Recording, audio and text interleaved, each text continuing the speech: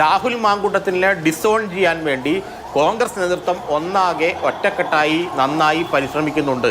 പക്ഷേ CPM-ൻ്റെയും മുഖ്യമന്ത്രി പിണറായി വിജയൻ്റെയും CPM-ൻ്റെ തന്ത്രപരമായ നിലപാടുകളും ഇടപെടലുകളും കോൺഗ്രസിനെ ഇക്കാര്യത്തിൽ ഒരു പ്രതിസന്ധിയിലും വിഷമവൃത്തത്തിലും ആക്കിയിട്ടുമുണ്ട്. അതാണ് ഇപ്പോൾ ഇന്ന് രാഹുൽ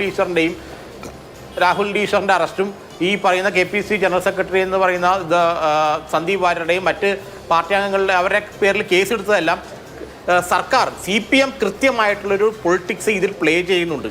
കാരണം നേരത്തെ പറഞ്ഞ പോലെ തന്നെ രാഹുൽ മാങ്കൂട്ടത്തിനെ എത്ര കണ്ട് ഡിസോൺ ചെയ്താലും ആ സ്റ്റിഗ്മ കോൺഗ്രസിൽ നിന്ന് പോകില്ല എന്ന് CPM-ന് നന്നായി അറിയാം. അതുകൊണ്ട് തന്നെ അവർ വളരെ കൃത്യമായിട്ട് അതിനായി കരുക്കൾ നീക്കുന്നുണ്ട്. രാഹുൽ മാങ്കൂട്ടത്തെ സംബന്ധിച്ചുള്ള അദ്ദേഹം പാർട്ടിക്ക് അനിശ്ചിതകാലത്തേക്ക് അദ്ദേഹം സസ്പെൻഡ് ചെയ്തിരിക്കുകയാണ്. കോൺഗ്രസിന് ഇനി അദ്ദേഹത്തിൻ്റെ കാര്യം സത്യത്തിൽ ഒന്നും ചെയ്യാനില്ല.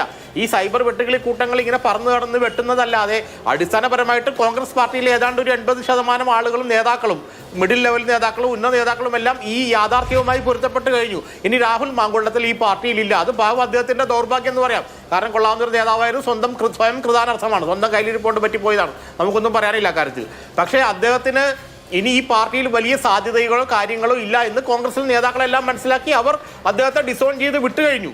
പക്ഷേ എത്ര വിട്ടാലും നമ്മൾ ചിലപ്പോൾ വീട്ടിൽ പറയില്ലേ, അച്ഛന്മാർ വഴക്കൊണ്ട് ഇവൻ എൻ്റെ മോനല്ല, നീ ഇറങ്ങി പോയിക്കോ എന്ന് പറഞ്ഞാൽ നാട്ടുകാർ സമ്മതിക്കില്ലല്ലോ. നാട്ടുകാർ പറയും അയാൾ നിങ്ങളുടെ മോനല്ലേ എന്നുള്ള പറയില്ല. അതേ ഒരു അവസ്ഥ ഇപ്പോൾ കേരളത്തിലെ കോൺഗ്രസ് നേരിടുന്നുണ്ട്. കാരണം രാഹുൽ മാങ്കൂട്ടത്തിലെ തള്ളി കളഞ്ഞിട്ടും കോൺഗ്രസ് അങ്ങനെ മുൻപ് രാഹുലിന്റെ പാർട്ടി ആയതുകൊണ്ട് മാത്രമാണോ ഇപ്പൊ ഈ വിവാദം വന്ന് കേസെടുക്കപ്പെട്ടതിന് ശേഷവും UDF കൺവീനർ അതുപോലെ തന്നെ MM ഹസൻ, അടൂർ പ്രകാശും MM ഹസനും രണ്ടുപേരും ശക്തമായി രാഹുലിനെ പിന്തുണച്ചു എന്ന് മാത്രമല്ല, ഇതൊക്കെ തെരഞ്ഞെടുപ്പാകുമ്പോൾ വരുന്നതാണ്. ഞാനും ഇത്തരം കാര്യങ്ങളൊക്കെ നേരിട്ടുണ്ട്. ഇത് തെരഞ്ഞെടുപ്പ് കെണിയാണ് എന്നാണ് പറഞ്ഞത്. കെണി വെച്ച് പിടിക്കുകയായിരുന്നു എന്ന് രണ്ട് പ്രധാനപ്പെട്ട കോൺഗ്രസ് നേതാക്കൾ അടൂർ പ്രകാശും MM ഹസനും നിലപാടെടുക്കുന്നത് നമ്മൾ കണ്ടതാണ്. അപ്പോൾ ഇതിന്റെ ഒരു അപകടം മനസ്സിലാക്കി കൃത്യമായി അകന്നു നിൽക്കാൻ നേതാക്കൾ ശ്രമിക്കാത്തതുകൊണ്ടല്ലോ പ്രശ്നം.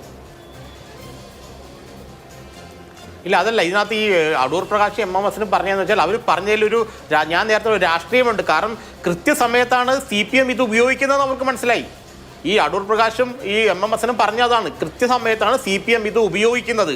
എന്ന് വെച്ചാൽ രാഹുൽ നിരപരാധിയാണെന്നോ അല്ലെങ്കിൽ അദ്ദേഹത്തെ പാർട്ടിയിൽ നിന്ന് മാറ്റി നിർത്തേണ്ടാവുന്നോ അല്ല അവർ പറയുന്നത്. അവർ പറയുന്നതിൽ ഈ ഒരു രാഷ്ട്രീയമുണ്ട്. കൃത്യസമയത്ത് രാഹുലിനെ നമ്മൾ സംരക്ഷിക്കണമെന്ന് അവർ പറയുന്നില്ല. അവർ പറയുന്നതാണ് കൃത്യസമയത്ത് ഇത് ഉപയോഗിച്ചതിൽ CPM-ന് ഒരു രാഷ്ട്രീയമുണ്ട്. 95-ൽ ഞാനൊക്കെ കോളേജ് വിദ്യാർത്ഥിക്കുന്ന സമയത്ത് 96-ലെ നിയമസഭാ തെരഞ്ഞെടുപ്പിൽ ഏറ്റവും വലിയ സംഭവം എന്താണെന്നറിയാമോ? സൂര്യനെല്ലി കേസായിരുന്നു.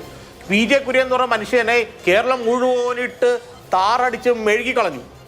അന്ന് EMS നയനാരക്കുള്ള പാർട്ടിയായിരുന്നു. കാരണം എപ്പോഴും എല്ലാ കാലത്തും അത് CPM-ന് നമ്മൾ കുറ്റപ്പെടും. CPM-ന് കൃത്യമായിട്ട് നിങ്ങൾക്കറിയോ, R ശങ്കറിന്റെ വീട്ടിൽ സ്വർണ്ണ നിലവിൽക്കണ്ടെന്ന് കേരളം മുഴുവൻ പ്രചരിപ്പിച്ചവരാണ് CPM-കാർ. R ശങ്കറിന്റെ വീട്ടിൽ മുഖ്യമന്ത്രി സ്ഥാനം ഒഴിഞ്ഞ് SN ട്രസ്റ്റിന്റെ സെക്രട്ടറി ആയി പോയത് തനിക്ക് ജീവിക്കാൻ വേണ്ടിയാണെന്ന് പറഞ്ഞ R ശങ്കറിന്റെ വീട്ടിൽ സ്വർണ്ണ കാരണം നമ്മൾ രാഷ്ട്രീയപരമായിട്ട് CPM പക്കയാണത്, അവരുടെ രാഷ്ട്രീയ തന്ത്രങ്ങൾ പക്കയാണ്. അതിൽ നമ്മളത് അക്കാര്യത്തിൽ നമ്മളൊരു ശത്രുവിനോടുള്ള ബഹുമാനം എന്ന് പറയുന്ന പോലെ ഒരു ബഹുമാനം വേണം.